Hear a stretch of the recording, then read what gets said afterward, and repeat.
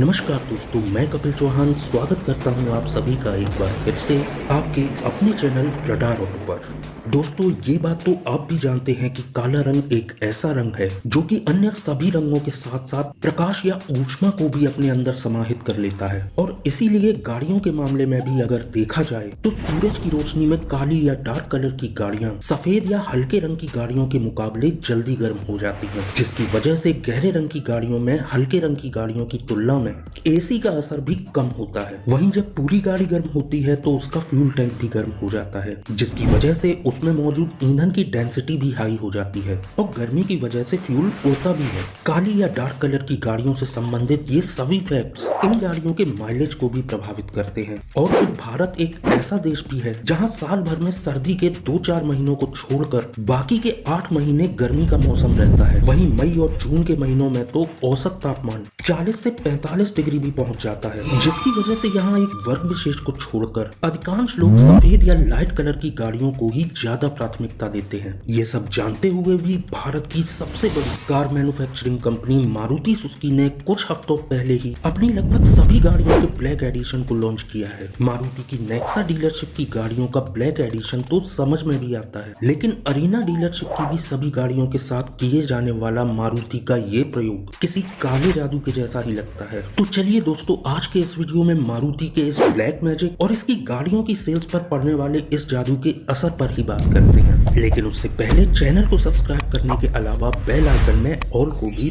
ध्यान से सेलेक्ट कर लीजिए, ताकि आगे आने वाले वीडियोस की नोटिफिकेशन भी आपको इमीडिएट मिल सके। इसी छोटी सी रिक्वेस्ट के साथ ज्यादा टाइम वेस्ट ना करते हुए वीडियो को स्टार्ट करते हैं।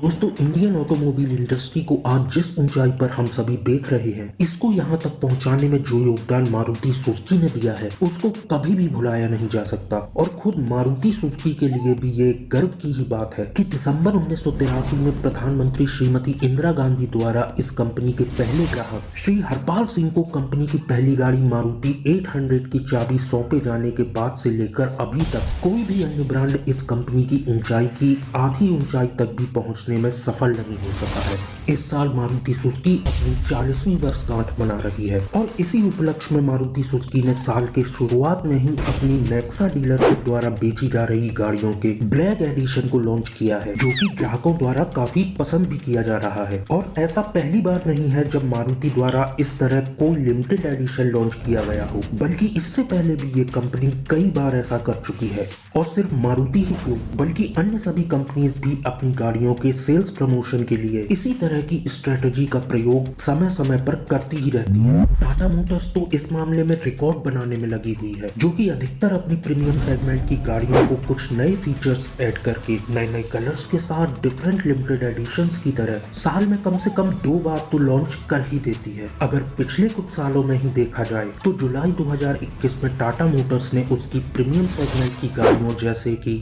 अल्ट्रोज, नेक्सॉन, हैरियर और नेक्सॉन ईवी के डार्क एडिशन को लॉन्च करने के कुछ महीनों बाद सितंबर 2021 में ही सफारी के गोल्ड एडिशन को ब्लैक और व्हाइट 2 डिफरेंट कलर ऑप्शन के साथ लॉन्च कर दिया। वहीं मार्च 2022 में आईपीएल के दौरान टाटा द्वारा अपनी पंच, नेक्सॉन, हैरियर और सफारी गाड़ी के काजीरंगा एडिशन को लॉन्च किया गया और उसके कुछ महीनों बाद ही सितंबर 2022 में नेक्सॉन ईवी, सफारी और हैरियर के जेट एडिशन को लॉन्च किया गया। और इस साल भी टाटा अपनी सफारी, हैरियर और नेक्सॉन के रेड एंड ब्लैक एडिशन को फरवरी में ही लॉन्च कर चुकी है। ग्राहकों द्वारा इन सभी एडिशंस को काफी सराहा और पसंद भी किया जा रहा है और इसीलिए हम ये कह सकते हैं कि अन्य बातों के अलावा गाड़ियों के नए नए एडिशंस को लॉन्च करने की टाटा की इस कदर एग्रेसिव स्ट्रेटजी के परिणाम को टाटा मोटर्स को लगातार मिलती जा रही सफलता के रूप में देखा भी जा सकता है। अकेले पिछले महीने यानी फरवरी की ही अगर बात की जाए तो federation of automobile dealers association द्वारा जारी किए गए आंकड़ों के अनुसार भले ही मारुति सुजुकी अभी तक बिक्री के आधार पर हुंडई और टाटा से काफी आगे क्यों ना हो, लेकिन जब हम तीनों कंपनीज के सालाना ग्रोथ रेट पर नजर डालते हैं तो कुछ और ही हकीकत सामने निकल कर आती है। और वो ये कि पिछले साल की तुलना में इस साल यानी फरवरी 2023 में देश की दूसरी सबसे बड़ी कंपनी हुंडई की सेल्स का ईयरली ग्रोथ रेट जहां सिर्फ 1.08% ही रहा, वहीं सबसे बड़ी कंपनी मारुति मारुति सुजुकी का ग्रोथ रेट 8.47% दिखाई देता है। बिक्री के मामले में टाटा मोटर्स भले ही अब तक मारुति सुजुकी से काफी पीछे हो,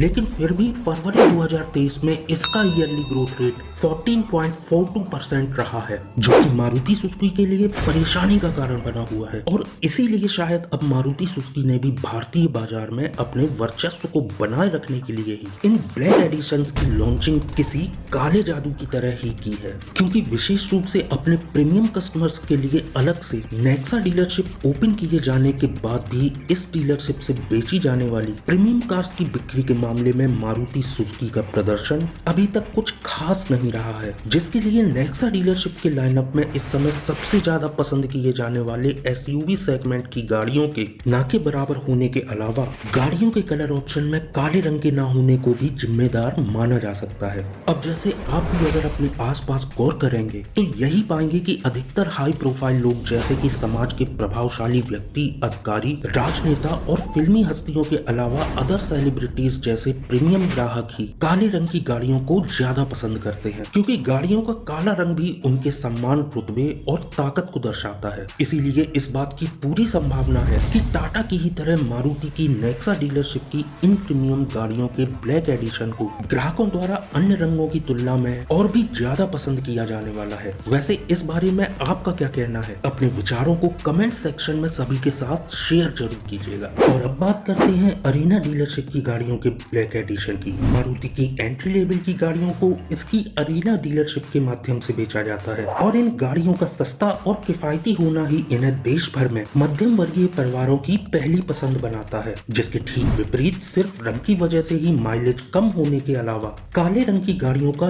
रख रखाव भी सफेद या हल्के रंग की गाड़ियों के मुकाबले महंगा होता है, क्योंकि काली गाड़ी सामान्य से लगने वाले स्क्रैचेस और धूल के बारीक कणों की वजह से हल्के रंग की गाड़ी के मुकाबले बहुत जल्दी गंदी दिखाई देने लगती है। अब या तो आप अपने जरूरी कामों को छोड़कर गाड़ी को हर बार खुद ही साफ करिए, या फिर इसके लिए किसी और को अपॉइंट कीजिए। और यही इन काले रंग की गाड़ियों के साथ सबसे बड़ी परेशानी है। इसके अलावा कुछ ऐसी धार्मिक मान्यताएं भी हैं जिनमें काले रंग को मृत्यु, रहस्य और शोक का प्रतीक होने के अलावा बुरी आत्माओं की शक्ति के स्रोत से भी जोड़कर देखा जाता है। और इसीलिए काले रंग से जुड़ी ये सारी बातें ही देश भर में एंट्री लेवल की गाड़ियों में ब्लैक कलर ऑप्शन की मांग के ना के बराबर होने का सबसे बड़ा कारण है। इसके बावजूद भी मारुति ने अरीना डीलरशिप की सभी गाड़ियों के ब्लैक एडिशन को लॉन्च किया है। अपनी एंट्री लेवल की गाड़ियों के कलर ऑप्शंस के साथ मारुति के इस काले जादू के उनकी बिक्री पर भविष्य में पड़ने वाले संभावित प्रभावों के बारे में आप लोगों का क्या कहना है? अपने उन विचारों को भी कमेंट सेक्शन में सभी के साथ शेयर जरूर कीजिएगा। इसी रिक्वेस्ट के साथ आज के इस वीडियो में इतना ही। जल्द ही मिलेंगे एक नए वीडियो में फिर से किसी इंटरेस्टिंग और इंफॉर्मेटिव टॉपिक के साथ। तब तक के लिए जय हिंद, जय भारत।